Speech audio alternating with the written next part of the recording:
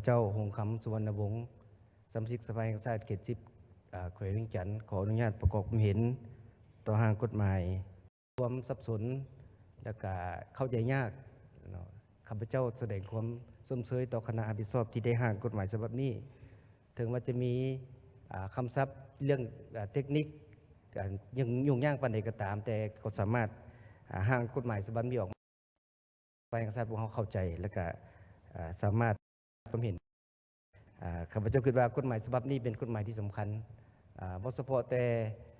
ต่อความปลอดภัยทางด้านไซเบอร์ของประเทศแต่ก็ยังเป็นการมีความสำคัญเนาะต่อของบรรดาองค์การจัดตั้งหรือว่าของหน่วยธุรกิจแม้กระทั่งบรรดาทานทั้งหลายอยู่ในห้องประชุมนี้คิดว่าก็มีส่วน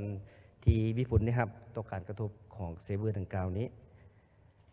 ข้าพเจ้าถึงอย่างไรก็ตามข้าพเจ้าคิดว่ากฎหมายฉบับดังกล่าวนี้ถึงว่าจะมีความอุดมสมบูรณ์แต่ก็ยังมีความบ่สมบัติบ่ครบถ้วนซึ่งข้าพเจ้าจะประกอบความเห็นดังต่อไปนี้มาตราที่2เกี่ยวกับความปลอดภัยไซเบอร์ในนี้ก็ได้ระบุว่าความปลอดภัยอย่างข้าพเจ้าคิดว่าหลังจากขอความการรับประกันความพร้อมในการใช้ของระบบข้าพเจ้าอยากเสนอเติมใส่โดยการนำใช้เทคโนโลยีขบวนและแบบนโยบายและรูปแบบนี้หมายถึงนิติกรรมต่างๆที่จะสนับสนุนต่อต้านข้อมูลการลกการความปลอดภัยไซเบอร์นี้ให้มีความสมบูรณ์หลายขึ้นเนาะอันนี้ครับอยากให้เติมคำว่าดังกล่าวสิเติมเนาะใ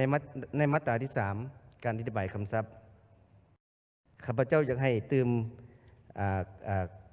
คำศัพท์ที่คำศัพท์เติมโดยเฉพาะแม่นอธิบายคำศัพท์ภาษาอังกฤษหรืออื่นว่า data เนาะหลายท่านอาจจะมีความสับสนว่าข้อมูลข่าวสารนี่เป็นคำศัพท์เดียวที่จริงมันเป็น2คำศัพท์ที่แตกต่างกันเนาะระหว่าง data นี่ความหมายถึงข้อมูลที่ยังบ่ทันได้รับการจัดการเนาะหรือว่าเป็นจัดรูปแบบหรือผ่านกระบวนการหยังหรือบางครั้งเอิ้นว่าเป็นข้อมูลดิบ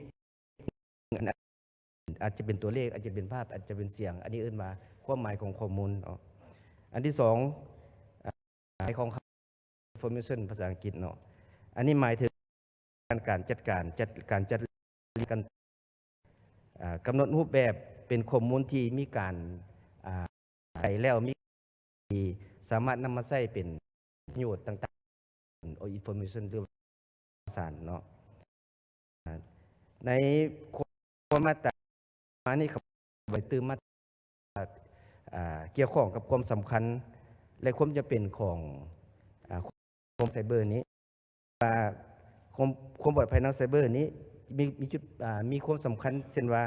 อันที่1แม่นนำใช้กิจกรรมออนไลน์ที่ปลอดภัยเนาะอันนี้มันความสำคัญของความปลอดภัยทางไซเบอร์อันที่2แม่นการปกป้องข้อมูลที่ละเอียดอ่อนและเป็นความลับอันนี้ก็มีความจำเป็นเช่นกันเนาะอันที่3แม่นส่งเสริมความมั่นคงเศรษฐกิจซึ่งข้าพเจ้าจะบอกอธิบายละเอียดว่ารายละเอียดมีอย่างไรข้าพเจ้าจะ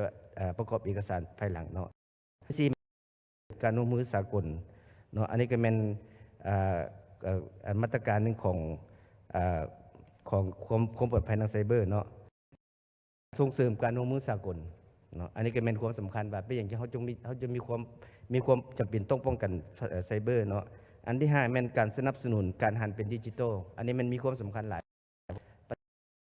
การหันเป็นดิจิทัลดังนั้นความสำคัญอย่างยิ่งที่จะต้องมีความนำใช้ในการปกป้องไซเบอร์เช่นกันเนาะมาตราที่8เนาะองค์ประกอบที่สำคัญของความปลอดภัยไซเบอร์มีอย่างใดเนาะอันที่1เป็นการรักษาความลับเนาะปัญหาที่1อันที่2มันมีเป็นความสื่อองค์ประกอบหนึ่งของไซเบอร์คือกันเนาะอันที่3เป็นความพร้อมใช้งานของไซเบอร์ซิเคียวริตี้เช่นเดียวกันเนาะอันที่5อันที่6เป็นความปลอดภัยของเครื่อง7เป็นความปลอดภัยด้านข่าวสารที่8เป็นความปลอดภัยของเส้นเนาะบรรดาใส่ใน มาตราซึ่งข้าพเจ้าคือมีความจำเป็นในการในกฎหมายฉบับนี้ก็แม่นเรื่องความปลอดภัยไซเบอร์มีอย่างใดเนาะที่หนึ่งแม่นปลอดภัยด้านเครือข่ายเนาะอันที่สองแม่น application ที่ข้าพเจ้าได้เว้ามาอันที่สามเป็นความปลอดภัยของข้อมูลอันที่สี่เป็นความปลอดภัยทั้งอธิบายคำศัพท์ที่อธิบายแล้วอันที่ห้าเป็นความปลอดภัยต่างของอินเทอร์เน็ตส่วนหนึ่งของเป็นองค์ประกอบของที่สามนี้ข้าพเจ้าได้กล่าวมาเมื่อต้นนี้แล้วว่าความสำคัญของข้อมูลข่าวสารของระดับประเทศมันเป็นความสำคัญข้อมูลข่าวสารของตั้งของหัวหน่วยธุรกิจสอบนี้มีพิจารณาเติมอีกว่าความปลอดภัยของบรรดาหัวหน่วยธุรกิจบ่ของบรรดาการจัดตั้งหรือว่าหัวหน่วยเอกชนหรือว่าของบุคคลนี้มีความจะเอาไว้ส่วนใดของบรรดาข้อมูลนี้ในการกำหนดข้อมูลและประเภทนี้เนาะซึ่งในนี้ข้าพเจ้าได้เพิ่มมากับนิยามของข้อมูลข่าวโอกาสจะตั้งประกอบมีแวและทรัพยากรเครือข่ายทั้งหมดที่จำเป็นต้องให้การในองค์กรที่ซึ่งสามารถนำทรัพยากรภายในองค์กรหรือภายนอกองค์กรให้กับลูกค้าขององค์กร